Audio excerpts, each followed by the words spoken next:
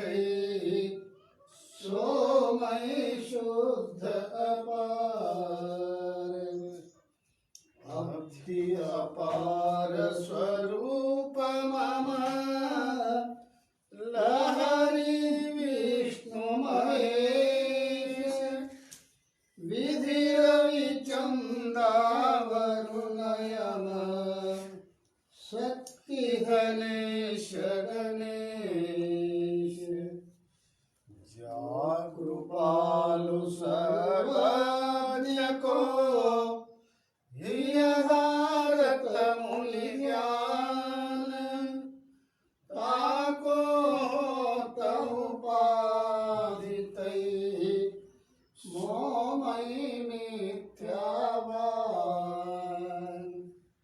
वही जाने बिन जगत मनहु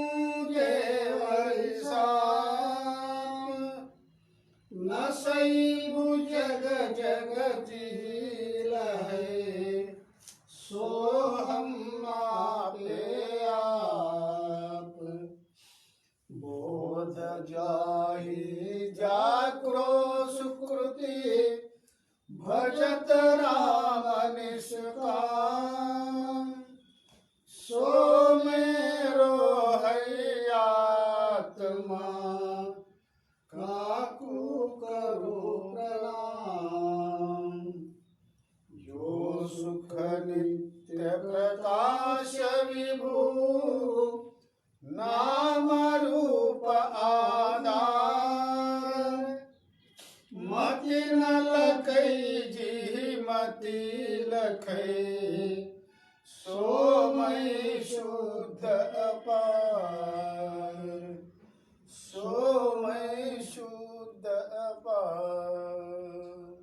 सद्गुरुनाथ महाराज की जय।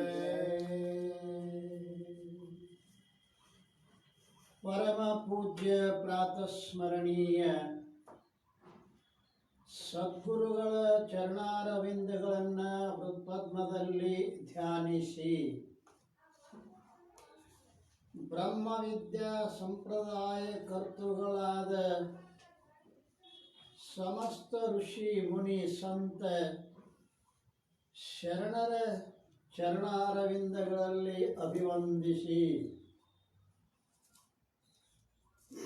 ಗ್ರಂಥಕರ್ತರಾದ ಸಾಧು ಶ್ರೀ ನಿಶ್ಚಲದಾಸಜಿ ಅವರ ಪಾವನ ಪಾದಾರವಿಂದಗಳಲ್ಲಿ ಹಣೆ ಮಣಿದು ಆತ್ಮೀಯರೇ, ಪ್ರಸ್ತುತ ಚಿಂತನದ ವಿಷಯ ಶ್ರೀ ವಿಚಾರಸಾಗರ.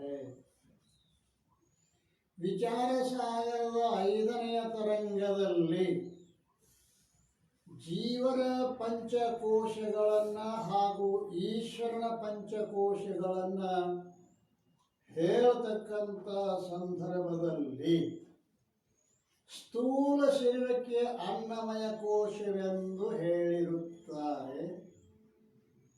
ಈ ರೀತಿಯಿಂದ 3 ಶರೀರಗಳಲ್ಲೇ ಪಂಚಕೋಶಗಳು ಇರುತ್ತವೆ ಅಂತ ಹೇಳಿದ್ದಾರೆ. ಕೆಲವು ಪಾಮರರು ಯಾವ ಕೋಶಗಳು ಆತ್ಮನನ್ನ ಆವರಿಸಿಕೊಂಡಿರುವುದರಿಂದ ಆತ್ಮನ ತಿಳಿದುಕೊಳ್ಳಲಾರದ ಪಾಮರ ಜನರು ಒಂದೊಂದು ಕೋಶಗಳಿಗೆ ಯಾವ ಆತ್ಮ ಅಂತ ನಿಶ್ಚಯ ಮಾಡಿದ್ದಾರೆ. ಅದರಲ್ಲಿ ನಿನ್ನೆಯ ದಿವಸ ವಿರೋಚನ ಸಿದ್ಧಾಂತ ಅನ್ನಮಯ ಕೋಶವೇ ಏನದ ಆತ್ಮ. ಎಷ್ಟು ಜನ ಪಾಮರರಿರುವರೋ ಅವರೆಲ್ಲರೂ ವಿರೋಚನ ಮತದ ಅನುಸಾರಿಗಳಾಗಿ ಸ್ಥೂಲ ಶರೀರ ರೂಪ ಅನ್ನಮಯ ಕೋಶವೇ ಆತ್ಮ ಎಂದು ಹೇಳುತ್ತಾರೆ. ಪಾಮರರು ಅಂದ್ರೆ ಯಾರಿಗೆ ಅನ್ನಬೇಕು? ಶಾಸ್ತ್ರ ಸಂಸ್ಕಾರ ಶೂನ್ಯತ್ವೇ ಸತಿ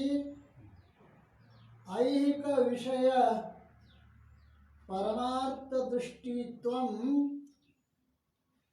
ಪಾಮರಂ. ಶಾಸ್ತ್ರ ಸಂಸ್ಕಾರವಿಲ್ಲದೆ ಸಂಸಾರ ವಿಷಯವೇ ಸತ್ಯ ಎಂಬ ದೃಷ್ಟಿಯಿಂದ ಇರುವ ಜೀವರೇ ಪಾಮರರು. ಇನ್ನೊಂದು ಕಡೆಗೆ ಮಹಾತ್ಮರ ಪಾಮರರ ಲಕ್ಷಣ ಬರೀತಾ ಇದ್ದಾರೆ.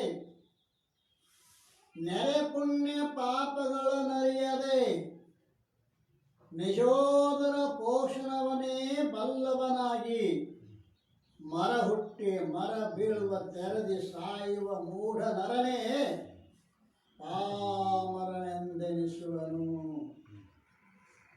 ನೆರೆ ಪುಣ್ಯ ಪಾಪಗಳನ್ನರಿಯದೆ, ಪುಣ್ಯ ಅಂದ್ರೆ ಏನು ಗೊತ್ತಿಲ್ಲ, ಪಾಪ ಅಂದ್ರೆ ಏನು ಗೊತ್ತಿಲ್ಲ. ಅವ ಹೆಂಗರೆ ಮಾಡಿ ನಿಜೋದರ ಪೋಷಣವನ್ನೇ ಬಲ್ಲವನಾಗಿ ತನ್ನ ಹೊಟ್ಟೆಯನ್ನು ತುಂಬಿಕೊಳ್ಳುವುದೇ ಅವನ ಮುಖ್ಯ ಉದ್ದೇಶದ. ಅದು ನ್ಯಾಯದಿಂದ ಬರಲಿ ಅನ್ಯಾಯದಿಂದ ಬರಲಿ, ಅದು ಪುಣ್ಯದಿಂದಲೇ ಬರಲಿ ಪಾಪದಿಂದಲೇ ಬರಲಿ, ನಿಜೋದರ ಪೋಷಣವನ್ನೇ ಬಲ್ಲವನಾಗಿ ಮರ ಹುಟ್ಟಿ ಮರ ಬೀಳುವ ತೆರದಿ ಸಾಯುವ ಮೂಢನರನೇ ಪಾಮರ. ಮರ ಹುಟ್ಟದ ಬೆಳೀತದ, ಕೆಲವು ಬೀಜಗಳನ್ನ ನೆಲದ ಮ್ಯಾಗ ಒಗೆದು ಅದು ಹೋಗ್ತದ. ಹಾಗೆ ಈ ಪಾಮರ ಮನುಷ್ಯನು ಕೂಡ ಈ ರೀತಿಯಾಗಿ ಪುಣ್ಯ ಪಾಪಗಳ ಕಲ್ಪನೆ ಇಲ್ಲ, ಹೊಟ್ಟೆಯನ್ನೇ ತುಂಬಿಕೊಳ್ಳುವ ಉದ್ದೇಶ ಅವನ ಬದುಕಿನಲ್ಲಿ ಇರುವುದರಿಂದ ಇಂಥವರಿಗೆ ಪಾಮರ ಪಾಮರ ಅಂತ ಕರೀತಾರೆ. ಆ ಪಾಮರರಿಗೆ ಏನಂತಾರೆ ಅಂತ ಕೇಳಿದರೆ ಅವರೆಲ್ಲ ವಿರೋಚನ ಅನುಸಾರಿ ರಾಕ್ಷಸರು. ವಿರೋಚನ ರಾಕ್ಷಸರ ಒಡೆಯ. ಇಂಥವರು ಸ್ಥೂಲ ಶರೀರೂಪ ಅನ್ನಮಯ ಕೋಶವೇ ಆತ್ಮ ಅಂತ ಹೇಳ್ತಾ ಇದ್ದಾರೆ. ಯಾಕ್ರಿ ಅಂತ ಕೇಳಿದರೆ ಕಾರಣ ಏನು ಹೇಳ್ತಾರೆ? ಯಾವುದರಲ್ಲಿ ಅಹಂ ಬುದ್ಧಿ ಆಗುವುದೋ ಅದು ಆತ್ಮವಿರುತ್ತದೆ. ಆ ಅಹಂ ಬುದ್ಧಿ ಸ್ಥೂಲ ಶರೀರದಲ್ಲಿ ಉಂಟಾಗುತ್ತದೆ. ನಾನು ನಾನು ನಾನು ಅಂತಕ್ಕಂಥ ಅಹಂ ಬುದ್ಧಿ ಎಲ್ಲಿ ಆಗ್ತದನೋ, ಯಾವುದರಲ್ಲಿ ಉಂಟಾಗ್ತದನೋ ಅದು ಆತ್ಮ. ಅದು ಶರೀರದಲ್ಲೇ ಅಹಂ ಬುದ್ಧಿ ಇರೋಣದರಿಂದ ಈ ಶರೀರವೇ ಆತ್ಮ. ನಾನು ಮನುಷ್ಯನಿದ್ದೇನೆ, ನಾನು ಬ್ರಾಹ್ಮಣಿದ್ದೇನೆ, ಈ ಪ್ರಕಾರವಾಗಿ ಸರ್ವರಿಗೂ ಪ್ರತೀತಿ ಆಗುತ್ತಿದೆ. ನಾನು ಬ್ರಾಹ್ಮಣ, ನಾನು ಮನುಷ್ಯ ಅಂತೇಳಿ ಶರೀರವನ್ನೇ ಲಕ್ಷಿಸಿ ಹೇಳ್ತಾ ಇದ್ದಾರೆ. ಮತ್ತು ಮನುಷ್ಯತ್ವ ಬ್ರಾಹ್ಮಣತ್ವಗಳು ಸ್ಥೂಲ ಶರೀರದಲ್ಲಿಯೇ ಇರುತ್ತವೆ. ಆದ್ದರಿಂದ ಸ್ಥೂಲ ಶರೀರವು ಅಹಂ ಬುದ್ಧಿಗೆ ವಿಷಯವಾಗಿರುವುದರಿಂದ ಅದುವೇ ಆತ್ಮ. ಅಥವಾ ಯಾವುದರಲ್ಲಿ ಮುಖ್ಯ ಪ್ರೀತಿ ಉಂಟಾಗುವುದೋ ಅದು ಆತ್ಮ. ಮುಖ್ಯ ಪ್ರೀತಿ ಅಮುಖ್ಯ ಪ್ರೀತಿ. ಮಗನ ಮ್ಯಾಲೂ ಪ್ರೀತದ, ಮಗನ ಗೆಳೆಯನ ಮ್ಯಾಲೂ ಪ್ರೀತದ, ಶರೀರದ ಮ್ಯಾಲೂ ಪ್ರೀತದ, ಶರೀರಕ್ಕೆ ಸಂಬಂಧಪಟ್ಟ ಸ್ತ್ರೀ ಪುತ್ರಾದಿಗಳಲ್ಲೂ ಪ್ರೀತದ. ಅಂದಬಳಿಕ ಶರೀರದ ಮ್ಯಾಲ ಮುಖ್ಯ ಪ್ರೀತಿ ಇರುವುದರಿಂದ ಹೇಗೆ ಮಗನ ಗೆಳೆಯನಿಗಿಂತಲೂ ಮಗನ ಮ್ಯಾಲ ಮುಖ್ಯ ಪ್ರೀತಿ ಹೇಗಿರ್ತದನೋ ಹಾಗೆ ಶರೀರಕ್ಕೆ ಸಂಬಂಧಪಟ್ಟ ಸ್ತ್ರೀ ಪುತ್ರಾದಿಗಳಿಗಿಂತಲೂ ಶರೀರದ ಮೇಲೆ ಮುಖ್ಯ ಪ್ರೀತಿ ಇರೋಣದರಿಂದ ಅದುವೇ ಏನದ ಅಂತ ಕೇಳಿದ್ರೆ ಆತ್ಮ ಐತಿ ಅಂತ ಹೇಳ್ಕೊಂಡು ಬಂದಿದ್ದಾನೆ. ಇವತ್ತು 262 ವಿಷಯಾಂಕ, 262 62. ಇಲ್ಲೇನು ಹೇಳ್ತಾ ಇದ್ದಾರೆ? ಇಂದ್ರಿಯಾತ್ಮವಾದಿಯ ಮತ. ಕೆಲವು ಜನ ಇಂದ್ರಿಯೇ ಆತ್ಮ ಅಂತ, ಬೇರೆ ಕೆಲವರು ಹೀಗೆ ಹೇಳ್ತಾರಲ್ಲ, ಸ್ಥೂಲ ಶರೀರವೇ ಆತ್ಮ ಅಲ್ಲ. ಸ್ಥೂಲ ಶರೀರದಲ್ಲಿ ಯಾವುದರ ಇರುವಿಕೆಯಿಂದ ನೋಡುವ ಕೇಳುವ ಜೀವನ ವ್ಯವಹಾರವಾಗುತ್ತದೆಯೋ ಮತ್ತು ಯಾವುದು ಇಲ್ಲದಿರುವುದರಿಂದ ಮರಣ ವ್ಯವಹಾರವೇ ಘಟಿಸುತ್ತದೆಯೋ ಅಂಥ ಆತ್ಮ ಸ್ಥೂಲ ಶರೀರಕ್ಕಿಂತ ಭಿನ್ನದ. ಜೀವನವು ಮರಣವು ಇಂದ್ರಿಯಗಳ ಅಧೀನವಿರುತ್ತದೆ. ನೋಡ್ರಿ, ನಾನು ನೋಡುತ್ತೇನೆ, ನಾನು ಕೇಳುತ್ತೇನೆ ಅಂತ ಹೇಳಿ ಅಹಂ ಬುದ್ಧಿ ಇಂದ್ರಿಯಲ್ಲಿ ವ್ಯವಹರಿಸಲ್ಪಡ್ತದೆ, ಇಂದ್ರಿಯಗಳಲ್ಲಿ. ಆದ್ದರಿಂದ ಸ್ಥೂಲ ಶರೀರ ಆತ್ಮ ಅಲ್ಲ, ಯಾವ ಇಂದ್ರಿಯಗಳೇ ಆತ್ಮ ಇರುತ್ತವೆ. ನಾನು ನೋಡುತ್ತೇನೆ, ನಾನು ಕೇಳುತ್ತೇನೆ ಅಂತ ಪ್ರತಿಯೊಬ್ಬ ಮನುಷ್ಯ ಹೇಳ್ತಾನೆ. ನಾನು ನೋಡುತ್ತೇನೆ ಅಂದ್ರ ಕಣ್ಣಿನೊಳಗೆ ಅಹಂ ಬುದ್ಧಿ ಅದ. ನಾನು ಕೇಳುತ್ತೇನೆ, ಕಿವಿಯೊಳಗೆ ಅಹಂ ಬುದ್ಧಿ ಅದ. ಈ ರೀತಿಯಾಗಿ ಅಹಂ ಬುದ್ಧಿ ಇಂದ್ರಿಯಾದಿಗಳಲ್ಲಿ ವರ್ತನೆ ಮಾಡ್ತದೆ. ಆದ್ದರಿಂದ ಇಂದ್ರಿಯಗಳೇ ಆತ್ಮ ಅಂತ ಕೆಲವರು. ಇನ್ನು ಕೆಲವರು ಹಿರಣ್ಯ ಗರ್ಭೋಪಾಸಕರ ಮತ ಪ್ರಾಣವೇ ಆತ್ಮ ಅಂತಾರೆ. 263. ಹಿರಣ್ಯ ಗರ್ಭೋಪಾಸಕರು ಪ್ರಾಣವೇ ಆತ್ಮ ಎಂದು ಹೇಳುತ್ತಾರೆ. ಹಿರಣ್ಯ ಗರ್ಭ ಅಂತ ಅಂದ್ರೆ ಅಪಂಚೀಕೃತ ಭೂತದ ಕಾರ್ಯವಾದ ಸಮಷ್ಟಿ ಸೂಕ್ಷ್ಮ ಶರೀರ ಅಭಿಮಾನಿ ಇವ ಹಿರಣ್ಯ ಗರ್ಭ. ಸಮಷ್ಟಿ ಸೂಕ್ಷ್ಮ ದೇಹ, ವ್ಯಷ್ಟಿ ಸೂಕ್ಷ್ಮ ದೇಹ. ಒಬ್ಬ ಜೀವನ ಐತಲ್ಲ, ಅದು ವ್ಯಷ್ಟಿ ಸಮಷ್ಟಿ. ಎಲ್ಲರ ಸೂಕ್ಷ್ಮ ದೇಹ ಸಮಷ್ಟಿ ಸೂಕ್ಷ್ಮ ದೇಹದಿಂದ ಕೂಡಿಕೊಂಡಿರುವ ಚೇತನಕ್ಕೆ ಹಿರಣ್ಯ ಗರ್ಭ ಅಂತಾರೆ. ಅದನ್ನು ಉಪಾಸನೆ ಮಾಡೋರು. ಅವನೇ ಪರಮಾತ್ಮ ಅಂತ ಉಪಾಸನೆ ಮಾಡ್ತಕ್ಕಂಥವ್ರು ಆ ಪ್ರಾಣವೇ ಆತ್ಮ ಅಂತಾರೆ. ಹಾಗ ಅಂತ ಯುಕ್ತಿ ಹೇಳ್ತಾ ಇದ್ದಾರೆ. ಮರಣ ಸಮಯದಲ್ಲಿ ಯಾವಾಗ ಮೂರ್ಛೆ ಉಂಟಾಗುವುದೋ ಆವಾಗ ಅವನ ಸಂಬಂಧಿಕರು, ಪುತ್ರರು ಮೊದಲಾದವರು ಪ್ರಾಣವು ಶೇಷವಾಗಿದ್ದರೆ ಜೀವ ಅಂತಾರೆ. ಪ್ರಾಣ ಶೇಷವಾಗಿ ಉಳಿಯದಿದ್ದರೆ ಮರಣ ಹೊಂದುತ್ತಾನೆ ಅಂತಾರೆ. ಅಂದ್ರೆ ಎಲ್ಲಿ ತನಕ ಜೀವಿಸಿಕೊಂಡಿರ್ತಾನ ಪ್ರಾಣ, ಇವು ಆ ಪ್ರಾಣ ಇರೋ ತನಕ ಅದಾನ ಅಂತ ತಿಳ್ಕೊತಾರೆ. ಪ್ರಾಣ ಆಗಲಿ ಹೋತಂದ್ರೆ ಸತ್ತಾನ ಅಂತ ತಿಳ್ಕೊತಾರೆ. ಆದ್ದರಿಂದ ಪ್ರಾಣವೇ ಆತ್ಮ. ಅಥವಾ ಶರೀರದಲ್ಲಿ ನೇತ್ರೆಯಿಂದ ಇಲ್ಲದಿದ್ದರೂ ಪೂರ್ಣನಾಗಿ ಶರೀರ ಬದುಕುತ್ತದ. ಶ್ರೋತ್ರೇಂದ್ರಿಯ ಇಲ್ಲದಿದ್ರೂ ಕಿವುಡನಾಗಿ ಬದುಕುತ್ತಾನೆ ಮನುಷ್ಯ. ವಾಣಿ ಇಲ್ಲದ ಮೂಕಾಗಿ ಬದುಕುತ್ತಾನೆ. ಹೀಗೆ ಯಾವ ಇಂದ್ರಿಯ ಇಲ್ಲವೋ ಆ ಇಂದ್ರಿಯದ ವ್ಯಾಪಾರ ಇಲ್ಲದಿದ್ದರೂ ಶರೀರ ಬದುಕಿರ್ತದ. ಜಗತ್ನ್ಯಾಗ ಕುರುಡರೂ ಬದುಕಿಕೊಂಡಿದ್ದಾರೆ, ಕಿವುಡರೂ ಬದುಕಿಕೊಂಡಿದ್ದಾರೆ. ಅಂದ್ರೆ ಇಂದ್ರಿಯಗಳು ಇಲ್ಲದೆ ಇದ್ದರೂ ಕೂಡ ಮನುಷ್ಯ ಬದುಕುತ್ತಾನೆ.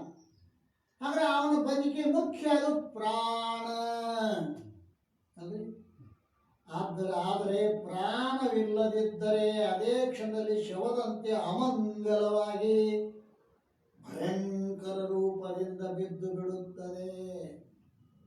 ಪ್ರಾಣ ಸರ್ ಇಲ್ಲಾತು ಅಂತಂದ್ರೆ ಶವದಂತೆ ಬಿದ್ದು ಬಿಡ್ತಾನೆ. ಆದ್ದರಿಂದ ಪ್ರಾಣವೇ ಆತ್ಮ. ಇನ್ನು ನಾನು ನೋಡುತ್ತೇನೆ, ನಾನು ಕೇಳುತ್ತೇನೆ, ಈ ರೀತಿಯಾಗಿ ಪ್ರತೀತಿಯಾಗುವುದರಿಂದಲೂ ಕೂಡ ಇಂದ್ರಿಯಗಳಿಗಿಂತಲೂ ಭಿನ್ನವಾಗಿ ಆತ್ಮನು ಸಿದ್ಧವಾಗುತ್ತಾನೆ. ನೇತ್ರ ಇಂದ್ರಿಯದಿಂದ ನಾನು ನೋಡುತ್ತೇನೆ, ಶ್ರೋತ್ರ ಇಂದ್ರಿಯದಿಂದ ನಾನು ಕೇಳುತ್ತೇನೆ, ಈ ರೀತಿ ವ್ಯವಹಾರ ಆಗ್ತದೆ ಅಂದವಾಗ ನೇತ್ರ ಸ್ವರೂಪನಾದ ನಾನು ನೋಡುತ್ತೇನೆ, ನೇತ್ರ ಸ್ವರೂಪನಾದ ನಾನು ನೋಡುತ್ತೇನೆ, ಮತ್ತು ಶ್ರವಣ ಸ್ವರೂಪನಾದ ನಾನು ಕೇಳುತ್ತೇನೆ. ಹೀಗೆಂದು ಒಂದು ವೇಳೆ ಪ್ರತೀತಿ ಆಗುತ್ತಿದ್ದರೆ ಇಂದ್ರಿಯ ಆತ್ಮ ಅಂತ ಸಿದ್ಧ ಆಗ್ತಿತ್ತು. ಪರಂತು ನೇತ್ರ ಉಳ್ಳ ನಾನು ನೋಡುತ್ತೇನೆ, ಕಿವಿಯುಳ್ಳ ನಾನು ಕೇಳುತ್ತೇನೆ, ಈ ರೀತಿಯಿಂದ ಪ್ರತೀತಿ ಆಗ್ತದೆ. ಆದ್ದರಿಂದ ಇಂದ್ರಿಯಗಳಿಗಿಂತಲೂ ಭಿನ್ನವಾಗಿಯೇ ಆತ್ಮ ಒಬ್ಬ ಅದಾನೆ. ಮತ್ತು ಸುಷುಪ್ತಿಯಲ್ಲಿ ಇಂದ್ರಿಯಗಳು ಅಭಾವ ಇರ್ತವೆ.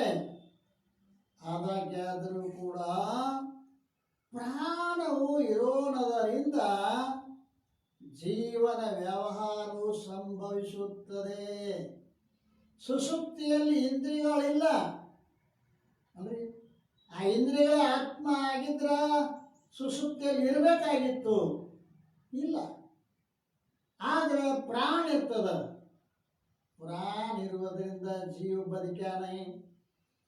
ಆದ್ದರಿಂದ ಬದುಕುವುದಾಗಲಿ ಮರಣವಾಗುವುದಾಗಲಿ ಇಂದ್ರಿಯಗಳ ಅಧೀನ ಇಲ್ಲ. ಮತ್ತೇನೆಂದ್ರೆ ಸ್ಥೂಲ ಶರೀರ ಹಾಗೂ ಪ್ರಾಣ ಇವುಗಳ ವಿಯೋಗಕ್ಕೆ ಮರಣ ಅಂತ. ಮರಣದೇನು? ಸ್ಥೂಲ ಶರೀರದಿಂದ ಪ್ರಾಣ ಅಗಲಿದರೆ ಮರಣ, ಸ್ಥೂಲ ಶರೀರದೊಡನೆ ಪ್ರಾಣ ಸಂಬಂಧ ಆದರೆ ಜನನ. ಆದ್ದರಿಂದ ಬದುಕುವುದು ಮರಣವಾಗುವುದು ಪ್ರಾಣದ ಅಧೀನವಾಗಿರುತ್ತದೆ. ಆದ್ದರಿಂದ ಪ್ರಾಣವೇ ಆತ್ಮ. ಈ ವಿಷಯವನ್ನು ಪಂಚದಶಿಯೊಳಗೆ ವಿಶೇಷವಾಗಿ ಚಿತ್ರಯುಕ್ತವಾಗಿ ಬರೆದಾರ. ನೋಡ್ಕೋರಿ ಅಂತ ಟಿಪ್ಪಣಿಕಾರರು ಹೇಳಿದರು. ಏನ ಒಬ್ಬ ಅನ್ನಮಯ ಕೋಶವೇ ಆತ್ಮ ಅಂದ, ಮತ್ತೊಬ್ಬ ಇಂದ್ರಿಯಗಳೇ ಆತ್ಮ ಅಂದ, ಮತ್ತೊಬ್ಬ ಏನಂದ? ಪ್ರಾಣವೇ ಆತ್ಮ ಅಂದ.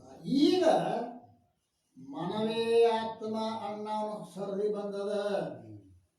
264 ಮನ ಆತ್ಮವಾದಿಯ ಮತ. ಈ ಮನ ಆತ್ಮವಾದಿಯ ಅಭಿಪ್ರಾಯ ಏನು? ಬೇರೆ ಕೆಲವರು ಹೀಗೆ ಹೇಳುತ್ತಾರೆ, ಪ್ರಾಣವು ಜಡವಾಗಿರುತ್ತದೆ, ಆದ್ದರಿಂದ ಘಟದಂತೆ ಅನಾತ್ಮವಿರುತ್ತದೆ. ಸುಷುಪ್ತಿಯಲ್ಲಿ ಮಲ್ಕೊಂಡಾಗ ಕಾಲರ ಬಂದ್ರ ಪ್ರತಿಬಂಧಕ ಮಾಡೋದಿಲ್ಲ, ಪ್ರಾಣ ಹಚ್ಚಿರ್ತದೆ. ಆದ್ರೆ ಕಳ್ಳರಿಗೆ ಪ್ರತಿಬಂಧಕ ಮಾಡೋದಿಲ್ಲ. ಗೆಳೆಯರ ಬಂದ್ರೆ ಅವರಿಗೆ ಸನ್ಮಾನ ಮಾಡುವುದಿಲ್ಲ. ಅಂದ್ರೆ ಪ್ರಾಣಿಯಾತು ಜಡಾತು. ಬಂಧ ಮೋಕ್ಷಗಳು ಮನದ ಅಧೀನವಿರುತ್ತವೆ. ಮನ ಏವ ಮನುಷ್ಯಾನಾಂ ಕಾರಣಂ ಬಂಧ ಮೋಕ್ಷಯೋ. ವಿಷಯಾಸಕ್ತ ಮನಃ ಬಂಧ ಮುಕ್ತ ನಿರ್ವಿಷಯ ಸ್ಮೃತಃ. ಬಂಧ ಮೋಕ್ಷಗಳು ಮನದ ಅಧೀನದವ. ವಿಷಯದಲ್ಲಿ ಆಸಕ್ತವಾದ ಯಾವ ಮನವಿರೋದೋ ಅದು ಬಂಧನಕ್ಕೆ ಕಾರಣ ಆಗ್ತದೆ. ವಿಷಯ ವಾಸನ ರಹಿತವಾದ ಮನಸ್ಸು ಮೋಕ್ಷಕ್ಕೆ ಕಾರಣ ಆಕತಿ ಅಂದಬಳಿ. ಮತ್ತು ಮನದ ಸಂಬಂಧದಿಂದಲೇ ಇಂದ್ರಿಯಗಳು ಜ್ಞಾನಕ್ಕೆ ಕಾರಣವಾಗಿರುತ್ತವೆ. ನೀವು ಕುಂತಿರ್ತೀರಿ, ನಿಮ್ಮ ಕಣ್ಣಿಂದ ಒಬ್ಬ ಮನುಷ್ಯ ಹಾದು ಹೋಗ್ತಾನೆ, ನಿಮ್ಮ ನೇತ್ರೇನೋ ಅವನಿಗೆ ಸಂಬಂಧ ಆಗ್ಯದ, ಆದ್ರೆ ಮನಸ್ಸಿನೊಡನೆ ನೇತ್ರ ಸಂಬಂಧ ಆಗಿದ್ದಿಲ್ಲ ಅಂದ್ರ ನಾ ಮಾನ ಹಾದೇಂದ್ರ ಇಲ್ಲ ಅಂತ ಆದದ್ದು ಖರೆ. ಆದ್ರೆ ಆದ್ರೆ ಅವನ ಮ್ಯಾಲ ನೇತ್ರ ಸಂಬಂಧನೋ ಅದ, ಆ ನೇತ್ರಕ್ಕೆ ಮನಸ್ಸಿನ ಸಂಬಂಧ ಇಲ್ಲದೆ ಹೋದರೆ ಇಂದ್ರಿಯ ವ್ಯವಹಾರ ಆಗುವುದಿಲ್ಲ. ಇದರಂತೆ 5 ಇಂದ್ರಿಯಗಳದು ಸಂಬಂಧ ಮಾಡಿಕೊಂಡು ಎಲ್ಲ ಜ್ಞಾನಿಗಳಿಗೆ ಕಾರಣೀಭೂತವಾದದ್ದು ಯಾವುದದ? ಮನಸ್ಸು. ಇಂದ್ರಿಯ ಸಂಬಂಧ ಹೊರತು ಜ್ಞಾನ ಆಗುವುದಿಲ್ಲ. ಆದ್ದರಿಂದ ಸರ್ವ ವ್ಯವಹಾರಕ್ಕೆ ಮನವೇ ಕಾರಣದ. ಅದುವೇ ಆತ್ಮ. ಅದ ಒಂದು ಮನಸ್ಸು ಆತ್ಮ ಅನ್ನೋ ಒಬ್ಬ, ಪ್ರಾಣ ಆತ್ಮ ಅನ್ನೋ ಒಬ್ಬ, ಇಂದ್ರಿಯಗಳ ಆತ್ಮ ಅನ್ನೋ ಒಬ್ಬ, ಸ್ಥೂಲ ದೇಹವೇ ಆತ್ಮ. ಎಷ್ಟು ಮಂದಿ ಆದರೂ? ಸ್ಥೂಲ ದೇಹ ಆತ್ಮ 1, ಇಂದ್ರಿಯಗಳ ಆತ್ಮ 2, ಪ್ರಾಣವೇ ಆತ್ಮ 3, ಮನಸ್ಸೇ ಆತ್ಮ 4. 5ನೇದವ ವಿಜ್ಞಾನವಾದಿಯಾದ ಬೌದ್ಧನ ಮತ, ಇವು ಬುದ್ಧಿಯೇ ಆತ್ಮ ಅಂತಾನೆ. ಇವರ್ಯಾರು ಪಂಚಕೋಶಗಳಿಂದ ರಹಿತವಾದ ಆತ್ಮನನ್ನು ತಿಳಿಯುವಂತಹ ಸಾಮರ್ಥ್ಯ ಇಲ್ಲ ಇವರಿಗೆ. ಮ್ಯಾಲಿನ ಕೋಶಗಳೇ ಆತ್ಮ ಅಂತ ತಿಳಿತಾರೆ. ಕ್ಷಣಿಕ ವಿಜ್ಞಾನವಾದಿಗಳಾದ ಬೌದ್ಧರು ಹೇಗೆ ಹೇಳುತ್ತಾರೆ? ಮನದ ವ್ಯಾಪಾರವು ಬುದ್ಧಿ ಅಧೀನವಿರುತ್ತದೆ. ಮನಸ್ಸಿನ ವ್ಯಾಪಾರ ಬುದ್ಧಿ ಅಧೀನದ. ಯಾಕಂದ್ರೆ ಬುದ್ಧಿಯು ಆ ಬುದ್ಧಿಯ ಆಕಾರವೇ ಮನವಾಗುತ್ತದೆ. ಬುದ್ಧಿಯ ಆಕಾರವೇ ಮನಸ್ಸಾಗ್ತದೆ. ಆದ್ದರಿಂದ ಕ್ಷಣಿಕ ವಿಜ್ಞಾನ ರೂಪ ಬುದ್ಧಿಯೇ ಆತ್ಮ ಇರುತ್ತದೆ, ಮನಸ್ಸು ಆತ್ಮ ಅಲ್ಲ.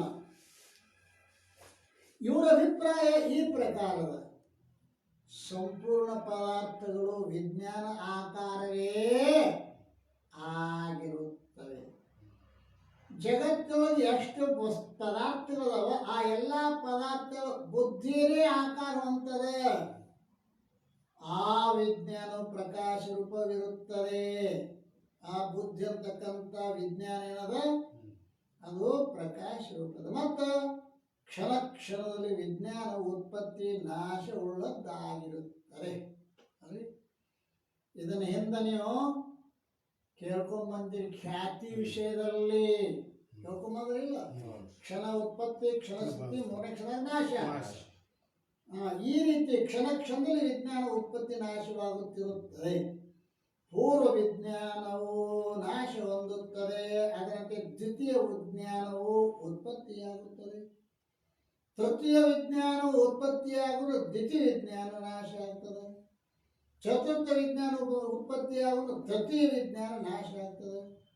ಈ ರೀತಿಯಿಂದ ನದಿಯ ಪ್ರವಾಹದಂತೆ ವಿಜ್ಞಾನವು ಧಾರಾಕಾರವಾಗಿರುವುದು ಸಂಭವಿಸುತ್ತದೆ.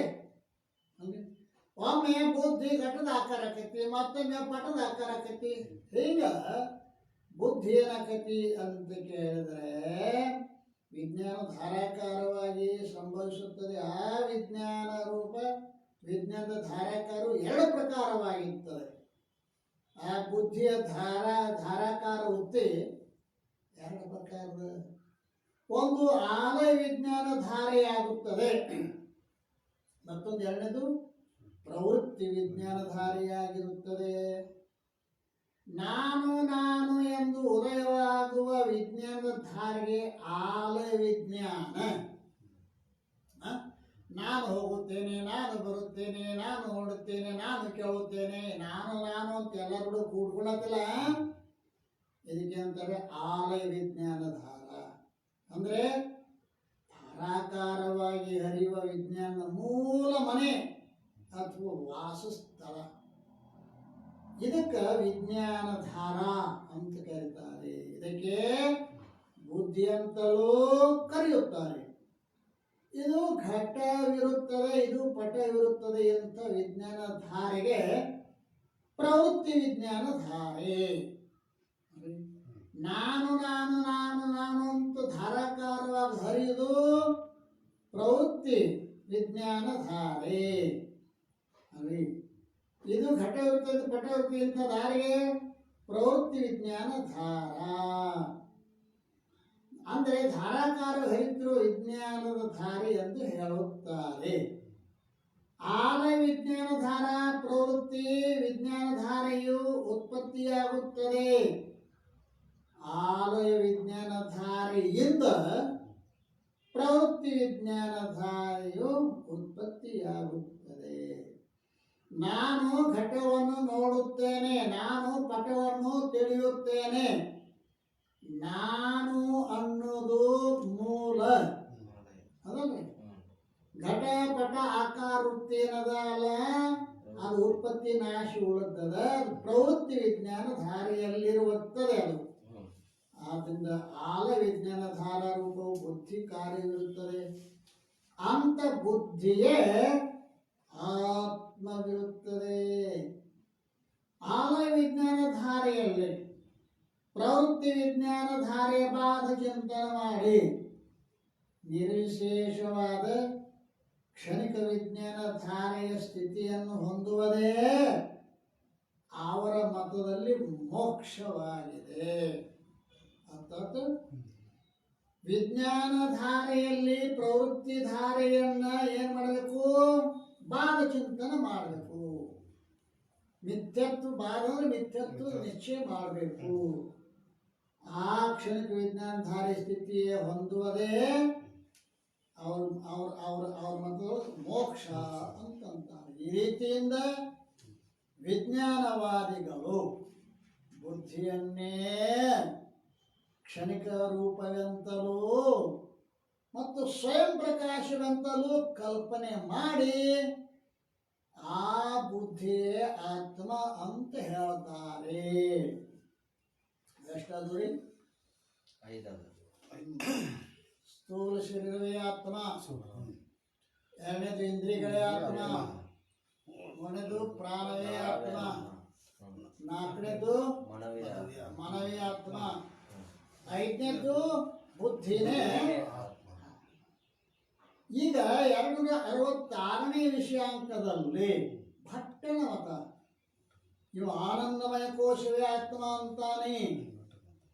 ಪೂರ್ವ ಮೀಮಾಂಸದ ವಾರ್ತಿಕಾರ ಭಟ್ಟರು ಹೀಗೆ ಹೇಳ್ತಾರೆ, ವಿದ್ಯುಲ್ಲತೆಯಿಂದ ಆತ್ಮನು ಕ್ಷಣಿಕ ರೂಪನಲ್ಲ, ಮತ್ತೇನೆಂದ್ರೆ ಸ್ಥಿರ ರೂಪನಾದ ಆತ್ಮನು ಜಡರೂಪನಾಗಿಯೂ ಚೇತನ ಸ್ವರೂಪನಾಗಿಯೂ ಇರುತ್ತಾನೆ. ಕೋಲಮಿಂಚನಂತೆ ವಿದ್ಯುಲ್ಲತೆಯು ಆತ್ಮನ ಕ್ಷಣಿಕ ರೂಪ ಅಲ್ಲ. ಈ ಬುದ್ಧಿಗೆ ಆತ್ಮ ಅನ್ನವ ಬುದ್ಧಿ ಕ್ಷಣಿಕವಾಗಿ ಕೋಲ್ಮಿಂಚಿನಂತೆ ತೋರಿ ಅಡತದ ಆತ್ಮ ಅಲ್ಲ ಅಂತ ಖಂಡಿಸ್ತಾನೆ ಒಳಗೆ. ಮತ್ತೇನೆಂದ್ರೆ ಸ್ಥಿರ ರೂಪನಾದವನಿಗೆ ಆತ್ಮ ಅನ್ಬೇಕು. ಆ ಸ್ಥಿರ ರೂಪ ಆತ್ಮ ಹೇಗದಾನೆ? ಜಡ ಸ್ವರೂಪನು ಅದಾನ, ಚೇತನ ಸ್ವರೂಪನು ಎರಡು ಭಾಗ ಮಾಡ್ತಾನೆ ಅದರೊಳಗೆ. ಅವರ ಅಭಿಪ್ರಾಯ ಏನಪ್ಪಾ ಅಂತ ಕೇಳಿದ್ರೆ, ಸುಸುಪ್ತಿಯಿಂದ ಎಚ್ಚತ್ತ ನಂತರ ಪುರುಷ ಹೇಳ್ತಾನ, ನಾನು ಜಡವಾಗಿ ಮಲಗಿ ನಿದ್ದೆ ಹೋಗಿದ್ದೇನು. ಹಿಂಗನ್ನೋದ್ರಿಂದ ಈ ಅನುಭವದ ಆಧಾರ ಮೇಲೆ ಆತ್ಮ ಜಡರೂಪ ಅದಲ್ರಿ. ನಾನು ಜಡನಾಗಿ ಏನೋ ಒಂದು ಅರಿಯದೆ ಸುಖವಾಗಿ ಮಲಗಿದ್ದೆ ಅಂತಾನಲ್ಲ, ಅಲ್ಲಿ ಜಡ ರೂಪ ಅವಂದು ನಮಗೆ ಗೋಚರಕತೆ ಅಂತಾರೆ ಅವರು. ಜಡನೂ ಅದಾನ, ಚೇತನೂ ಅದಾನೆ. ಎಚ್ಚತ್ತ ನಂತರ ಸ್ಮೃತಿ ಉಂಟಾಗುತ್ತದೆ, ಆದರೆ ಅಜ್ಞಾತ ವಿಷಯದ ಸ್ಮೃತಿ ಆಗುವುದಿಲ್ಲ. ಸ್ಮೃತಿ ಆಗ್ಬೇಕಾದ್ರೆ ಜ್ಞಾನ ಆಗ್ಬೇಕು ಮೊದಲ ವಸ್ತುವಿಂದ. ಜ್ಞಾನದಿಂದ ಸಂಸ್ಕಾರ, ಸಂಸ್ಕಾರದಿಂದ ಸ್ಮೃತಿ. ಬುದ್ಧ ಸಂಸ್ಕಾರ ಮಾತ್ರ ಜನ್ಯ ಜ್ಞಾನ ಸ್ಮೃತಿ ಅಂತಾರ. ಸ್ಮೃತಿ ಯಾವಾಗಲೂ ಅನುಭವ ಇದ್ದದ್ದನೇ ಆಕತ್ತೀವಿ ಆ ಅನುಭವ ಇಲ್ಲದ್ದಾಗುವುದಿಲ್ಲ. ಆತ್ಮ ಸ್ವರೂಪಕ್ಕಿಂತಲೂ ಭಿನ್ನವಾದ ವಿಷಯಗಳ ಜ್ಞಾನವಾಗುವುದಕ್ಕೆ ಸುಸುಪ್ತಿಯಲ್ಲಿ ಬೇರೆ ಸಾಧನೆಗಳು ಇರುವುದಿಲ್ಲ. ಗಾಢವಾದ ನಿದ್ರೆ ಮತ್ತೆ ಯಾವ ಸಾಧನೆಗಳಿಲ್ಲ. ಆದ್ದರಿಂದ ಸ್ಮೃತಿಗೆ ಕಾರಣವಾದ ಜ್ಞಾನ ಸುಷುಪ್ತಿಯಲ್ಲಿರುತ್ತದೆ. ಆ ಜ್ಞಾನ, ಆ ಅನುಭವ ಆತ್ಮನ ಸ್ವರೂಪವೇ ಇರುತ್ತದೆ. ಈ ರೀತಿ ಮಿಂಚು ಹುಳ, ಹಣ್ಣಿ ಹುಳ ಅಂತ ಗೊತ್ತದ? ಮಿಂಚು ಹುಳಂತೆ ಆತ್ಮನು ಪ್ರಕಾಶ ಮತ್ತು ಅಪ್ರಕಾಶ. ಆ ಹಣ್ಣಿ ಹುಳದಾಗ ಎರಡು ಭಾಗ, ಒಂದ್ ಕಡೆ ಪ್ರಕಾಶ ಇರ್ತಿತ್ತು, ಮತ್ತೊಂದು ಕಡೆ ಪ್ರಕಾಶ ಇರುವುದಿಲ್ಲ. ಈ ರೀತಿಯಿಂದ ಜ್ಞಾನ ರೂಪವಿರುವುದರಿಂದ ಆತ್ಮ ಪ್ರಕಾಶ ರೂಪ ಅಂತ ಹೇಳಬೇಕು. ಜಡ ಇರೋದ್ರಿಂದ ಆತ್ಮ ಅಪ್ರಕಾಶ ರೂಪ. ಇವ ಆತ್ಮನಲ್ಲಿ ಎರಡು ಭಾಗ ಮಾಡ್ತಾನೆ, ಪ್ರಕಾಶ ರೂಪ, ಅಪ್ರಕಾಶ ರೂಪ. ಈ ಪ್ರಕಾಶ ರೂಪ ಮತ್ತು ಅಪ್ರಕಾಶ ರೂಪವೇ ಆನಂದಮಯ ಕೋಶವಿರುತ್ತದೆ. ಆನಂದಮಯ ಕೋಶ ಅಂತಂದ್ರೆ ಏನು? ಚಂದ್ರದಾಗ ಹೇಳ್ಕೊಂಬಂದಾರಲ್ಲ, ಪುಣ್ಯ ಕರ್ಮದ ಕರ್ಮವು ಫಲ ಕೊಡುವ ಸಮಯದಲ್ಲಿ ನಮಗೆ ಆನಂದದ ಮಾನಕತಿ ಅಂತ ಹೇಳ್ತಾರಲ್ಲ. ಈ ಆ ಪ್ರಕಾರ ರೂಪ, ಅಪ್ರಕಾಶ ರೂಪ, ಅಪ್ರಕಾಶ ರೂಪವೇ ಆತ್ಮ ಆನಂದಮಯ ಕೋಶ ಇರುತ್ತದೆ. ಏಕೆಂದರೆ ಸುಷುಪ್ತಿಯಲ್ಲಿ ಚೇತನ ಪ್ರತಿಬಿಂಬವ ಸಹಿತವಾಗಿ ಯಾವ ಅಜ್ಞಾನವಿರುವುದೋ ಅದಕ್ಕೆ ಆನಂದಮಯ ಕೋಶವೆಂದು ಹೇಳುತ್ತಾರೆ. ಸುಷುಪ್ತಿಯೊಳಗೆ ಚೇತನ ಪ್ರತಿಬಿಂಬ ಸಹಿತ ಯಾವ ಅಜ್ಞಾನ ಐತಲ್ಲ ಅದೇ ಆನಂದಮಯ ಕೋಶದ. ಅಲ್ಲಿ ಪ್ರತಿಬಿಂಬವು ಮಾತ್ರ ಪ್ರಕಾಶ ರೂಪವಿರುತ್ತದೆ ಮತ್ತು ಅಜ್ಞಾನವು ಅಪ್ರಕಾಶ ರೂಪವಿರುತ್ತದೆ. ಆದ್ದರಿಂದ ಭಟ್ಟನ ಮತದಲ್ಲಿ ಆನಂದಮಯ ಕೋಶವೇ ಆತ್ಮ. ಏನಂದೇವ ಭಟ್ಟ? ಆನಂದಮಯ ಕೋಶವೇ ಆತ್ಮ. ಏಸದು ಆನಂದಮಯ ಕೋಶ ಆತ್ಮ. ಇಂದ್ರಿಯಗಳೇ ಆತ್ಮ, ಪ್ರಾಣವೇ ಆತ್ಮ, ಮನಸ್ಸೇ ಆತ್ಮ, ಬುದ್ಧಿ ಎಂಬ ವಿಜ್ಞಾನಮಯ ಕೋಶವೇ ಆತ್ಮ. ಈಗ ಆನಂದಮಯ ಕೋಶವೇ ಆತ್ಮ ಅಂತಾನೆ. ಇದರೊಳಗನೆ ಆನಂದ ಕೋಶವನ್ನು ಹೇಳೋನು ಇನ್ನೊಬ್ಬದ. ಆಮೇಲೆ ಮಾಧ್ಯಮಿಕ ಬೌದ್ಧನ ಮತ. ಇವನು ಆನಂದಮಯ ಕೋಶ ಅಂತ ಹೇಳ್ತಾನೆ, ಆದರೆ ಹೇಳುವ ರೀತಿ ಬೇರೆ ಅದ. ಬೌದ್ಧರು ಹೀಗೆ ಹೇಳುತ್ತಾರೆ, ಆತ್ಮನು ನಿರಂಶ ಇರುತ್ತಾನೆ. ಮೊದಲಿನವ ಅಂಶ ಮಾಡಿದ ಆತ್ಮ ಗೊತ್ತತಿ, ಜಡ ಪ್ರಕಾಶ ಅಲ್ಲಿ ಅಂಶ ಮಾಡಿದ್ದ. ಇವ ನಿರಂಶದ ಆತ್ಮ. ಆದ್ದರಿಂದ ಒಬ್ಬ ಆತ್ಮನ ಪ್ರಕಾಶ ರೂಪ ಅಂತಲೂ ಮತ್ತು ಅಪ್ರಕಾಶ ರೂಪ ಅಂತಲೂ ಹೇಳೋದು ಸಂಭವಿಸುವುದಿಲ್ಲ. ಮತ್ತು ದೀಪದ ಹುಳ, ಹಣ್ಣಿ ಹುಳದ ಒಂದು ಅಂಶವೇನೋ ಪ್ರಕಾಶ ರೂಪ ಇರುತ್ತದೆ ಮತ್ತು ಎರಡನೇ ಅಂಶವು ಅಪ್ರಕಾಶ ರೂಪ ಇರುತ್ತದೆ. ಆದರೆ ಅದರಂತೆ ಅಂಶ ರೂಪನಾದ ಆತ್ಮಲಿ ಉಭಯ ರೂಪವನ್ನು ಹೇಳೋದು ಅಸಂಗತವಾಗಿರ್ತದೆ. ಆತ್ಮ ವಿಭಾಗ ರಹಿತದಾನೆ, ಇವ ವಿಭಾಗ ಮಾಡಕ್ ಹೊಂಟ್ಯಾನಿವ, ಇದು ಅಸಂಗತದ. ಆದ್ದರಿಂದ ಉಭಯ ರೂಪದ ಸಿದ್ಧಿಗೋಸ್ಕರ ಆತ್ಮ ಅಂಶ ಸಹಿತನೆಂದು ಒಪ್ಪಬೇಕಾಗುತ್ತದೆ. ಉಭಯರೂಪ ಸಿದ್ಧಿ ಮಾಡ್ಬೇಕಾಕತಿ, ಅದಕ್ಕೆ ಆತ್ಮ ಅಂತ ಒಪ್ಪಬೇಕಾಕತಿ. ಅಂಶ ಸಹಿತನೆಂದೇ ಆತ್ಮ ಅಂಶ ಸಹಿತ ಹೇಳಬೇಕಾಗ್ತದೆ. ಯಾವ ಅಂಶವು ಉಳ್ಳ ಪದಾರ್ಥವಿರುವುದು ಘಟವೆ ಮೊದಲಾದವುಗಳಿರುವವ ಅವು ಉತ್ಪತ್ತಿ ಮತ್ತು ನಾಶ ಉಳ್ಳವುಗಳಾಗಿರುತ್ತವೆ. ಅದರಂತೆ ಆತ್ಮನಾದರೂ ಕೂಡ ಅಂಶ ಸಹಿತರಾಗುವುದರಿಂದ ಉತ್ಪತ್ತಿ ನಾಶ ಉಳ್ಳವನೆಂದು ಅಂಗೀಕಾರ ಮಾಡಬೇಕಾಗುತ್ತದೆ. ಉತ್ಪತ್ತಿ ನಾಶ ಉಳ್ಳ ಪದಾರ್ಥಗಳಾದ ಘಟಾದಿಗಳು ಹೆಂಗದಾವ ಅಂತ ಕೇಳಿದ್ರೆ ಉತ್ಪತ್ತಿ ನಾಶಗಳನ್ನು ಕೂಡಿಕೊಂಡಾವ. ಅದಕ್ಕೆ ಆತ್ಮನು ಕೂಡ ಅಂಶ ಸಹಿತನಾಗುವುದರಿಂದ ಉತ್ಪತ್ತಿ ನಾಶವುಳ್ಳವಾಗ್ತಾನೆ. ಯಾವುದು ಉತ್ಪತ್ತಿ ನಾಶವುಳ್ಳ ಪದಾರ್ಥ ಇರ್ತದೋ ಅದು ಉತ್ಪತ್ತಿಗಿಂತಲೂ ಪೂರ್ವದಲ್ಲಿ ಹಾಗೂ ನಾಶ ನಂತರದಲ್ಲಿ ಅಸತ್ತಾಗಿರುತ್ತದೆ. ಯಾವುದು ನಾಶವುಳ್ಳ ಪದಾರ್ಥ ಐತಿ ಅದು ಉತ್ಪತ್ತಿಗಿಂತಲೂ ಪೂರ್ವದಲ್ಲಿ ಇರಂಗಿಲ್ಲ, ನಾಶ ನಂತರದಲ್ಲೂ ಇರಂಗಿಲ್ಲ, ಅದಕ್ಕೆ ಅಸತ್ ಅಂತ ಇವ. ಯಾವುದು ಆದಿ ಅಂತ್ಯದಲ್ಲಿ ಅಸತ್ತಾಗಿರುವುದೋ ಅದು ಮಧ್ಯದಲ್ಲಿಯೂ ಸತ್ತಾಗಿರುವುದಿಲ್ಲ. ಆದಿಯಲ್ಲಿನೂ ಅಸತ್ತಾಗೈತಿ, ನಾಶ ನಂತರ ಸತ್ತಾಗಿರ್ತಕ್ಕಂಥ ವಸ್ತು ಮಧ್ಯದಲ್ಲಿ ಅದೇ ಸತ್ತಾಗಿರುವುದಿಲ್ಲ. ಮತ್ತೇನಂದ್ರೆ ಮಧ್ಯದಲ್ಲಿ ಆದರೂ ಕೂಡ ಅಸತ್ತವೇ ಆಗಿರುತ್ತದೆ. ಆದರೆ ಆತ್ಮ ಅಸತ್ ರೂಪನಿರುತ್ತಾನೆ. ಅದರಂತೆ ಆತ್ಮಕ್ಕಿಂತಲೂ ಭಿನ್ನವಾದ ಸಂಪೂರ್ಣ ಪದಾರ್ಥಗಳಾದರೂ ಕೂಡ ಉತ್ಪತ್ತಿ ನಾಶ ಉಳ್ಳವುಗಳಾಗಿರುತ್ತವೆ. ಆದರೆ ಅವು ಅಸತ್ತದವೆ. ಈ ರೀತಿಯಿಂದ ಆತ್ಮನು ಹಾಗೂ ಅನಾತ್ಮಗಳ ಸಮಗ್ರ ವಸ್ತುಗಳು ಅಸತ್ತ ರೂಪವಾಗಿರುತ್ತವೆ. ಅಂದರೆ ಶೂನ್ಯವೇ ಪರಮತತ್ವವಿರುತ್ತದೆ. ಇವನ ಅಭಿಪ್ರಾಯ. ಇವನು ಮಾಧ್ಯಮಿಕ ಬೌದ್ಧನ. ಇವ ಆನಂದಮಯ ಕೋಶ ಆತ್ಮ ಅಲ್ಲ, ಶೂನ್ಯವೇ ಆತ್ಮ ಅಲ್ಲ. ಇದು ಶೂನ್ಯವಾದಿಯ ಮಾಧ್ಯಮಿಕ ಬೌದ್ಧನ ಮತವಾಗಿರುತ್ತದೆ. ಅದಾದರೂ ಶೂನ್ಯವಾದವಾದರೂ ಕೂಡ ಅಜ್ಞಾನ ರೂಪ ಆನಂದಮಯ ಕೋಶವನ್ನು ಪ್ರತಿಪಾದನೆ ಮಾಡುತ್ತದೆ. ಆ ಶೂನ್ಯ ರೂಪ ಅಜ್ಞಾನವೂ ಕೂಡ ಆನಂದ ರೂಪ ಆನಂದಮಯ ಕೋಶವನ್ನೇ ಪ್ರತಿಪಾದನೆ ಮಾಡುತ್ತದೆ. ಏಕೆಂದರೆ ಅಜ್ಞಾನವು 3 ರೂಪದಿಂದ ಪ್ರತೀತಿಯಾಗುತ್ತದೆ.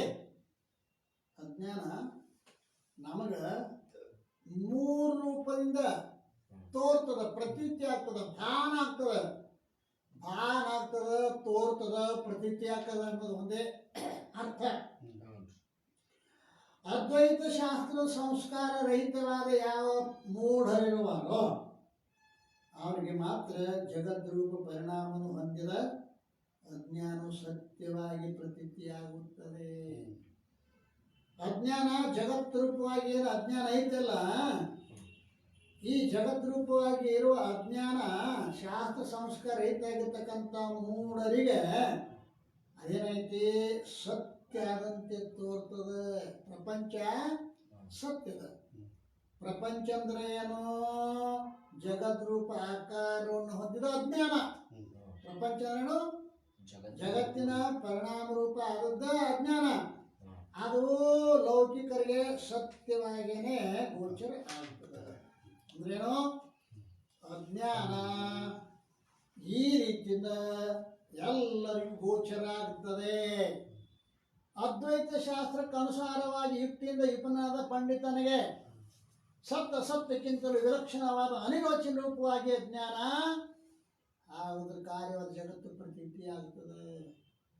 ಅಜ್ಞಾನ ಮೂರು ಪ್ರಕಾರ ಪ್ರತೀತಿ ಆಕೈತೆ ಅನ್ನೋದು ಮ್ಯಾಲ ಹೇಳ್ಯಾಗ ಗೊತ್ತದ. ಲೌಕಿಕರಿಗೆ ಜಗತ್ತು ಸತ್ಯ, ಜಗತ್ತರ ಅಜ್ಞಾನ. ಮತ್ತು ನಿಪುಣ ಶಾಸ್ತ್ರ ನಿಪುಣ ಆಗಿರ್ತಕ್ಕಂಥವ್ರು ಹೆಂಗೆ ಕಾಣ್ತಾನೆ? ಅನಿರ್ವಚನೆ. ಸತ್ತು ಅನ್ನಕ್ಕೆ ಬರಂಗಿಲ್ಲ, ಅಸತ್ತು ಅನ್ನಕ್ಕೆ ಬರಂಗಿಲ್ಲ. ಈ ರೀತಿ ಅಜ್ಞಾನವು ಹಾಗೂ ಅದರ ಕಾರ್ಯದ ಜಗತ್ತು ಪ್ರತೀತಿಯಾಗುತ್ತದೆ. ಜ್ಞಾನ ನಿಷ್ಠೆಯನ್ನು ಹೊಂದಿದ ಯಾವ ಜೀವನ್ಮುಕ್ತ ವಿದ್ವಾನ್ ಇರೋನೋ ಅವನಿಗೆ ಕಾರ್ಯ ಸಹಿತ ಅಜ್ಞಾನ ತುಚ್ಛವಾಗಿ ಪ್ರತೀತಿ ಆಗುತ್ತದೆ. ಕಾರ್ಯರೂಪ ಅಜ್ಞಾನ ತುಚ್ಛ ಅಂದ್ರೆ ಬಂಜಿ ಮಗನಂತೆ ಅತ್ಯಂತ ಅಸಕ್ತ ಪದಾರ್ಥಗಳಿಗೆ ತುಚ್ಛ ಆಯಿತು.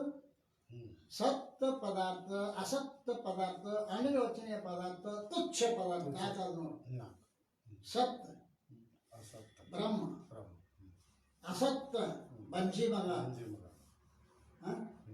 ಇನ್ನೊಂದೇನು ಅನಿರ್ವಚನೀಯ. ಹೌದು ಅನ್ನಕ್ಕೆ ಬರಂಗಿಲ್ಲ, ಇಲ್ಲ ಅನ್ನಕ್ಕೆ ಬರಂಗಿಲ್ಲ. ಮುಂದೇನಪ್ಪ ಅಂತ ಕೇಳಿದರೆ ತುಚ್ಛ. ಈ ರೀತಿ 4 ಪ್ರಕಾರವಾದ ಪ್ರತೀತಿ ಆಗ್ತದೆ. ತುಚ್ಛ, ಅಸತ್ತ ಮತ್ತು ಶೂನ್ಯ. ಈ 3 ಶಬ್ದಗಳು ಒಂದೇ ಅರ್ಥ ಹೇಳುತ್ತವೆ. ಈ ರೀತಿಯಿಂದ ಜೀವನ್ಮುಕ್ತನಿಗೆ ತುಚ್ಛ ರೂಪ ಪ್ರತೀತಿಯಾಗುವ ಯಾವ ಅಜ್ಞಾನವಿರುವುದೋ ಅದರಲ್ಲಿ ಮೋಹಿತನಾದ ಶೂನ್ಯವಾದಿ ಪರಮ ಪುರುಷಾತ್ಮನು ತಿಳಿಯಿಲ್ಲವ. ಆತ್ಮನ ಸತ್ಯವನ್ನು ತಿಳಿಯಿಲ್ಲ. ಮತ್ತೇನೆಂದರೆ ತುಚ್ಛ ರೂಪವಾದ ಆನಂದಮಯ ಕೋಶವೇ ಆತ್ಮ ಅಂತ ತಿಳ್ಕೊಂಡ. ಅಲ್ಲ, ಈ ಶೂನ್ಯವಾದಿ ಮತವನ್ನು ನಾವು ಚಿತ್ರವಿದ್ದಲ್ಲಿ ಹೇಳಿದ್ದು ನೋಡ್ರಿ ಅಂತ ಟೆಕ್ನಿಕಲ್. ಈಗ 268 ಪ್ರಭಾಕರ ಮತ್ತು ನ್ಯಾಯಕರ ಮತ. ಇವ್ರು ಎದಕ್ಕೆ ಆತ್ಮ ಅಂತಾರೆ? ಆತ್ಮ ಅನ್ನೋದ್ರ ಬಗ್ಗೆ ಅನೇಕ ಪ್ರಕಾರ ಹೇಳ್ಕೊಂಡ್ರು. ಅನ್ನಮಯ ಕೋಶ ಆತ್ಮ ಒಂದು, ಮುಂದ ಇಂದ್ರಿಯಗಳ ಆತ್ಮ 2, ಮುಂದ ಪ್ರಾಣವೇ ಆತ್ಮ 3, ವಿಜ್ಞಾನಮಯ ಆತ್ಮ 4, ವಿಜ್ಞಾನಮಯ ಆತ್ಮನೇ ಇನ್ನೊಂದು ರೀತಿ ಹೇಳುವ 5, ಶೂನ್ಯವಾದಿ ಈ ರೀತಿ ಇಲ್ಲಿ ತಕ್ಕ ಹೇಳ್ಕೊಂಡ್ಬಂದಾರ. ನೀವು ಆನಂದಮಯ ಕೋಶವೇ ಆತ್ಮ ಅಂತ ನೀವು ಏನಾಯ್ತು ಅಂದ್ರೆ ಆನಂದಮಯ ಕೋಶವೇ ಅನ್ನೋರು 3 ಮಂದಿ ಆದ್ರು. ಗೊತ್ತು? ಇವು 3ನೇದವ. ಇವ ರೀತಿಗಳು ಬೇರೆ ಬೇರೆ. ಪೂರ್ವ ಮೀಮಾಂಸದ ಏಕದೇಶೀಯದ ಪ್ರಭಾಕರ ಹಾಗೂ ನಾಯಕರು ಹೀಗೆ ಹೇಳುತ್ತಾರೆ: ಆತ್ಮನು ಶೂನ್ಯ ರೂಪನಲ್ಲ. ಏಕೆಂದ್ರೆ ಯಾರು ಆತ್ಮನ ಶೂನ್ಯ ರೂಪ ಎಂದು ಒಪ್ಪಿದ್ದಾರೆಯೋ ಅವ್ರನ್ನ ಹೀಗೆ ಕೇಳಬೇಕು: ತಮಾನಿ ಆತ್ಮ ಶೂನ್ಯ ಅಂತೀಯೋ, ಆ ಶೂನ್ಯ ರೂಪ ನೀನು ಅನುಭವ ಮಾಡಿ ಹೇಳ್ತೀಯೋ ಅನುಭವ ಇಲ್ಲದ ಹೇಳ್ತೀಯೋ?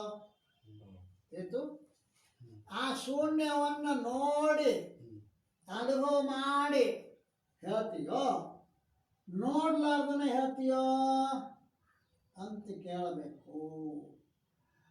ಇನ್ನು ಶೂನ್ಯ ರೂಪ ಎಂದು ಒಪ್ಪಿದ್ದಾದ್ರೆ ಅವ್ರನ್ನ ಹೀಗೆ ಕೇಳಿ, ಏನು ಶೂನ್ಯ ರೂಪ ಅಂತ ನೀವು ಅನುಭವ ಮಾಡಿರೋ ಅಥವಾ ಆ ಶೂನ್ಯ ರೂಪ ಇಲ್ಲ ಅಂತ ಅನುಭವ ಮಾಡಿರೋ?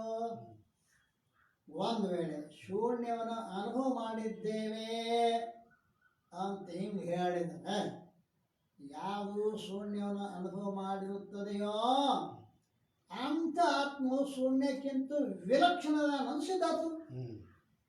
ಶೂನ್ಯವನ್ನು ತಿಳಿದು ಹಾಕ್ತಂದ್ರೆ ತಿಳಿಸ್ಕೋತಕ್ಕದ್ದೊಂದು ಬೇರೆ, ತಿಳಿದೊಂದು ಬೇರೆ. ಶೂನ್ಯ ತಿಳಿಸ್ಕೊತ, ಶೂನ್ಯವನ್ನು ಅರಿತಕ್ಕಂಥ ಆತ್ಮ ಅದಕ್ಕಿಂತ ಭಿನ್ನ ಅಲ್ಲ. ಶೂನ್ಯ ವಿರೋಧಿರವೆಂದು ಸಿದ್ಧವಾಯಿತು. ಈನ ನಾವು ಶೂನ್ಯವನ್ನು ಅನುಭವ ಮಾಡಿರುವುದಿಲ್ಲ ಅಂತ ಒಂದು ಹೇಳಿದ್ರೆ ಶೂನ್ಯ ಇರುವುದೇ ಇಲ್ಲ ಅಂತ ಸಿದ್ಧಾತು ಅಲ್ಲ. ಮಂಜು ಮಗ ಅಂತ ಹೇಳ್ದ, ನೀನ್ ನೋಡಿದನು ಇಲ್ಲ ಅಂದ್ರೆ ಆ ವಸ್ತುನು ಇಲ್ಲ ಅಂದಂಗ ತಿಳ್ದ. ಶೂನ್ಯ ಅನ್ನೋದು ಇಲ್ಲ ಅಂತ ಸಿದ್ಧ ಆಕೈತಿ. ಈ ರೀತಿಯಿಂದ ಶೂನ್ಯಕ್ಕಿಂತಲೂ ವಿಲಕ್ಷಣವಾಗಿ ಆತ್ಮನು ಇರುತ್ತಾನೆ. ಅವನಲ್ಲಿ ಮನವು ಸಂಯೋಗವಾಗುವುದರಿಂದ ಜ್ಞಾನವಾಗುತ್ತದೆ. ನೋಡಿ, ಆತ್ಮನೊಡನೆ ಮನಸ್ಸು ಸಂಯೋಗ ಆಗುವುದು ಜ್ಞಾನ ಆಕೈತಿ ಅಂತ ಹೇಳವ್ರು ಇವರು ನ್ಯಾಯಕರು. ಹೌದಲ್ಲ? ಪೂರ್ವ ಮೀಮಾಂಸಕ ಏಕದೇಶೀಯ. ಅವನಲ್ಲಿ ಮನವು ಸಂಯೋಗವಾಗುವುದು ಜ್ಞಾನವಾಗುತ್ತದೆ. ಆ ಜ್ಞಾನವಾಗುಣದಿಂದ ಆತ್ಮನು ಚೇತನೆಂದು ಹೇಳಲ್ಪಡುತ್ತಾನೆ ಮತ್ತು ಸ್ವರೂಪದ ಆತ್ಮ ಜಡ ಅದಾನೆ. ಸ್ವರೂಪದ ಆತ್ಮ ಜಡ ಅದಾನ. ಯಾವಾಗ ಮನಸ್ಸ ಸೇರ್ತು ಮನಸ್ಸಿನ ಸಂಯೋಗದಿಂದ ಜ್ಞಾನ ಉಂಟಾಗ್ತದೆ.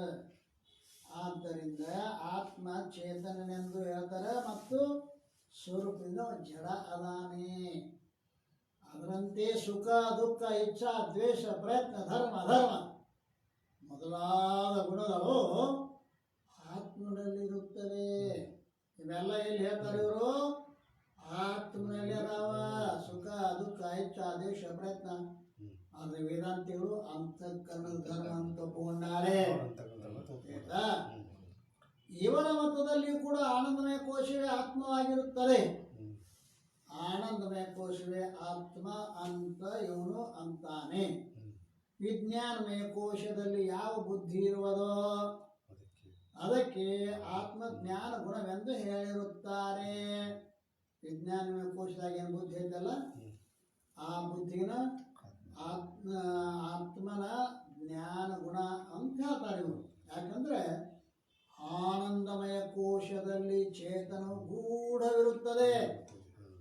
ಆನಂದಮಯ ಕೋಶ ಚೇತನ ಹೆಂಗತಿ ಗೂಢ, ತಿಳಿಲಾರ್ದಂಗೆ, ಕಾಣಿಸಲಾರ್ದಂಗೆ, ವಿವೇಕಹೀನನಿಗೆ ಪ್ರತೀತ ಆಗುವುದಿಲ್ಲ. ಅದು ಗೂಢಿರುವುದರಿಂದ ಆತ್ಮ ಗೂಢದ ಇದಾನೆ, ಆದ್ದರಿಂದ ಅದು ಪ್ರತೀತ ಆಗುವುದಿಲ್ಲ. ಮತ್ತು ಪ್ರಭಾಕರರು ಅದಂತೆ ನ್ಯಾಯಿಕರು ಆತ್ಮನನ್ನು ಸುಷುಪ್ತಿಯಲ್ಲಿ ಜ್ಞಾನಹೀನ ಎಂದು ಗ್ರಹಿಸಿ ಸ್ವರೂಪದ ಜಡವೆಂದು ಹೇಳಿರುತ್ತಾರೆ. ಚೇತನು ಗೂಢವಾಗಿರುವುದರಿಂದ ಆನಂದಮಯ ಕೋಶದಲ್ಲಿ ಇವರ ಆತ್ಮಭ್ರಾಂತಿಯಾಗಿರುತ್ತದೆ. ಇವರಿಗೆ ಆನಂದ ಕೋಶದಲ್ಲಿ ಆತ್ಮನೂ ಭ್ರಮ ಆಗ್ಯದ. ಯಾಕೆ? ಆತ್ಮ ಬಹಳ ಗೂಢದಾನ. ಏಕೋ ದೇವ ಸರ್ವಭೂತಾದಿ ಅಲ್ರಿ, ಈ ಒಬ್ಬನೇ ಪರಮಾತ್ಮ ಎಲ್ಲ ಭೂತಗಳಲ್ಲಿ ಗುಪ್ತವಾಗಿದ್ದಾನೆ. ಆತ್ಮಸ್ವರೂಪದ ನಿತ್ಯ ಜ್ಞಾನವನ್ನು ಮಾತ್ರ ಜೀವನದಲ್ಲಿ ಅಂಗೀಕರಿಸಿರುವುದಿಲ್ಲ.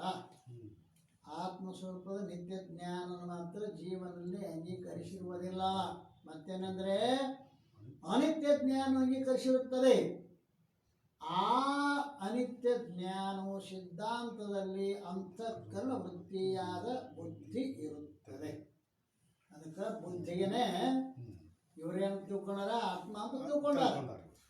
ಈ ರೀತಿಯಿಂದ ಪ್ರಭಾಕರ ನ್ಯಾಯಕರ ಮತದಲ್ಲಿ ಆನಂದಮಯ ಕೋಶವೇ ಆತ್ಮವಾಗಿರುತ್ತದೆ ಮತ್ತು ಬುದ್ಧಿಯು ಅದರ ಗುಣವಿರುತ್ತದೆ. ಆನಂದಮಯ ಕೋಶವೇ ಆತ್ಮ ಅದ, ಬುದ್ಧಿ ಅದರ ಗುಣ ಅದ. ಆದರೆ ಅವರು ಮತವಾದರೂ ಕೂಡ ಸಮೀಚೀನ ಅಲ್ಲ.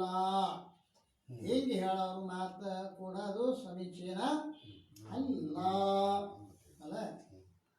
ಅಂದ್ರೆ ಜೀವನ ಪಂಚಕೋಶದಂತ ಈಶ್ವರನ ಪಂಚಕೋಶದಿಂದ ಅವನ ಸ್ವರೂಪ ಆಚ್ಛಾದನ ಮಾಡತಕ್ಕಂಥ ವಿಷಯವನ್ನು ಮುಂದೆ ಹೇಳೋರದ. ಈಗ ಪಂಚಕೋಶಗಳಲ್ಲಿ ಯಾರ್ಯಾರು ಯಾವ ಯಾವ ಕೋಶಕ್ಕೆ ಆತ್ಮ ಅಂದ್ರು ಅನ್ನೋದನ್ನು ಹೇಳ್ಕೊಂಡು ಬಂದಾರೆ. ಇಲ್ಲಿ ತಕ್ಕ ಜೀವನ ಪಂಚಕೋಶಗಳ ನಿರ್ಣಯ ಆಗ್ತವು. ಅದರಂತೆ ಈಶ್ವರನ ಪಂಚಕೋಶಗಳದಾವಲ್ಲ, ಅವು ಕೂಡ ಆತ್ಮನನ್ನ ಆಚ್ಛಾದನ ಮಾಡ್ಯಾವೋ ಏನು ಇಲ್ಲೋ ಅನ್ನೋ ವಿಚಾರವನ್ನ ನಾಳಿನ ದಿವಸ ಚಿಂತನೆ ಮಾಡೋಣ. ಸದ್ಗುರುನಾಥ ಮಹಾರಾಜ ಕಿ ಜೈ.